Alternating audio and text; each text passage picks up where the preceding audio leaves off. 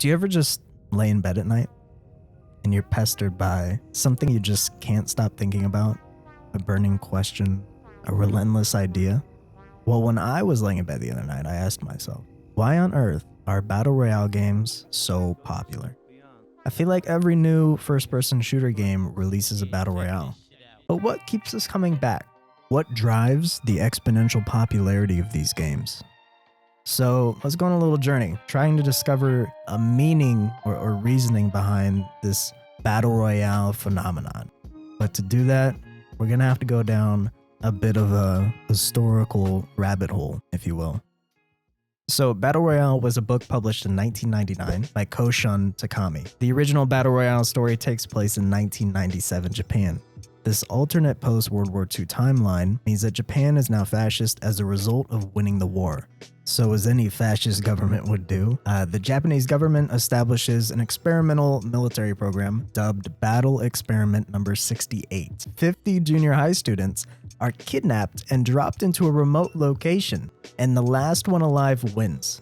Sound pretty familiar, right? So the book was later adapted into a film in the year 2000, and this whole story serves as the basic framework for the battle royale genre of games. And of course, The Hunger Games, a book trilogy beginning with the titular novel in 2008, releases. And with it comes a bunch of spin-offs and movie franchises. I'm not going to go into detail about this one. I think we're all familiar with it. Regardless of how similar the two franchises are, no one can deny the lasting effect that both have had on pop culture over the last 15 years. But which came first? It's a question of chicken and egg proportions, and we don't need to answer that today. While Battle Royale is the genre, Hunger Games technically made its way into the gaming world first though.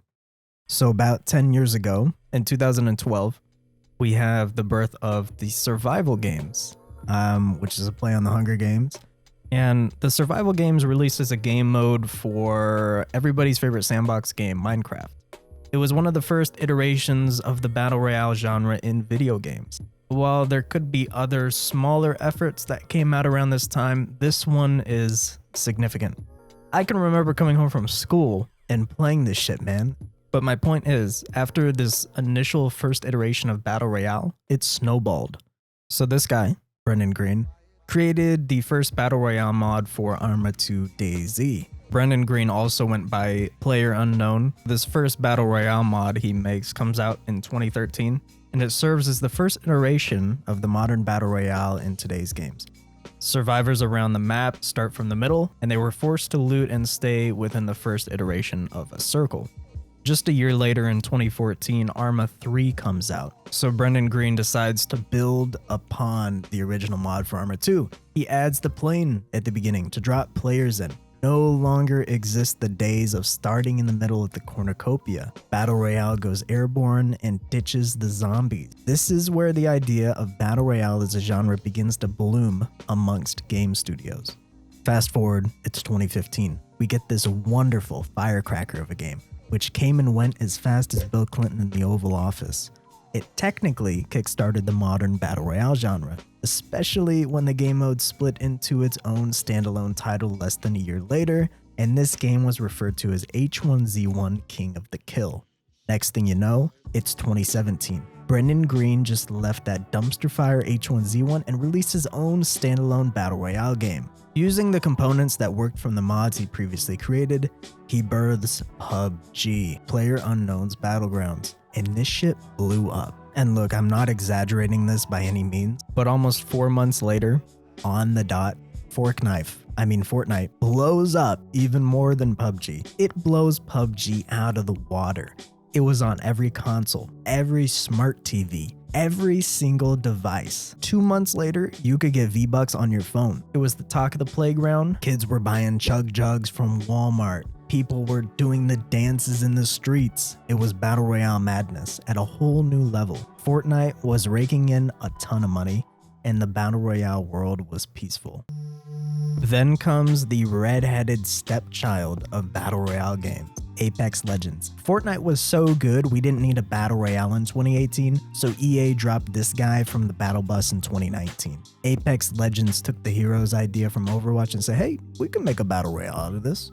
And then they were like, oh wait, we made Titanfall, so they kind of added the movement from that. The implementation of heroes added another dimension, a complexity to the battle royale genre. Now there was a new medium that defined battles, new ways to adapt. And while it didn't soar to the extreme pop culture heights that Fortnite did, it served as a niche for players looking for something fresh, or even those who were dissatisfied with the genre as it had existed at that time.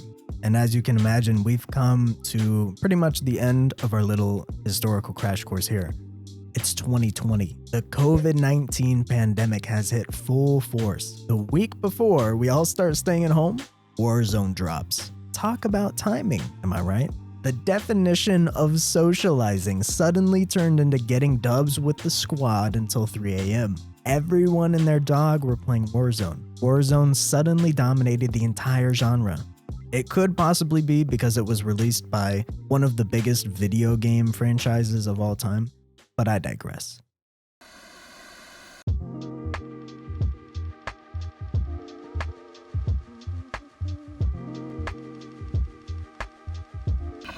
So the burning question we've been trying to get to, been working towards this entire time, why are battle royale games so damn popular?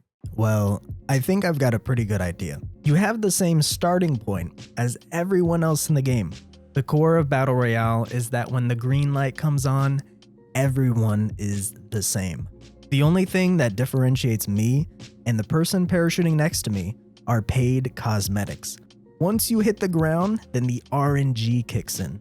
The loot you pick up becomes this game of chance. Where the circle is, that's out of your control. Little microcosms of conflict erupt across the map.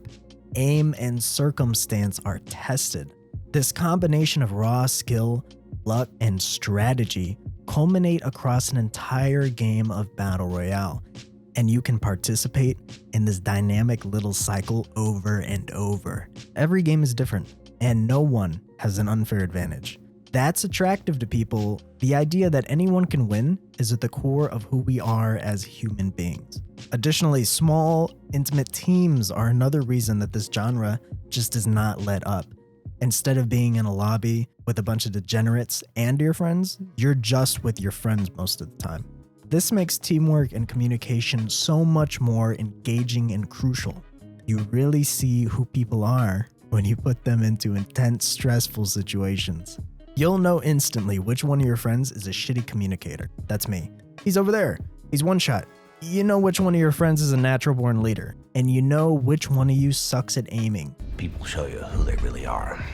But spending time together as a team, strategizing, problem solving, screaming at each other, it's just another part of the battle royale experience. Sure, you can be a loner and play solos, but regardless, the human element is still there. You still have to put your brain into the shoes of the enemy. The element of having this inner monologue before a fight, like you're an anime protagonist, is still present. Battle royale takes our critical thinking, our communication with others, our empathy, and it puts all of that to the test. But the main reason battle royales are so damn addicting is because winning has a value placed on it. It means something to win. It's not team deathmatch where you say, I got the most kills, let's go. It's binary in battle royale. Zeros and ones. You win or you lose. It's a game where there's a singular objective, one thing to strive for. Achieving that one goal is going to feel good. It's going to smack those neurological reward pathways on the ass. You feel accomplished, elated. You and your team erupt into a level of celebration that is equivalent to winning the Super Bowl. The adrenaline rush that comes from being the last of two people in a bounce house-sized circle, it's like winning enough tickets to get the PlayStation 3 at Chuck E. Cheese. Fucking sensational. In case you didn't notice, I broke this section of the video down into 3 parts. I've been playing chess this whole time to set up the moral of the story here. The establishment is Act 1. Every game starts with an even playing field. Skins, cool dances, then comes the setup. Landing, strategizing, and looting. And simultaneously, we're introduced to the initial conflict. And if you're lucky enough to make it to the second act, we start to build tension. Smaller conflicts culminate. communication, morals, character development. It's all tested. Your friends may become your enemies in a sudden twist of the plot. Betrayal rises and reliability begins to falter, and you chug your way towards the climax. When your heart is beating out of your chest and your hands are sweating, you've made it to Act 3. Just like our English teachers taught us, this is where it gets good, where all of our burning questions are answered. Does the hero or the villain win? Our story has concluded.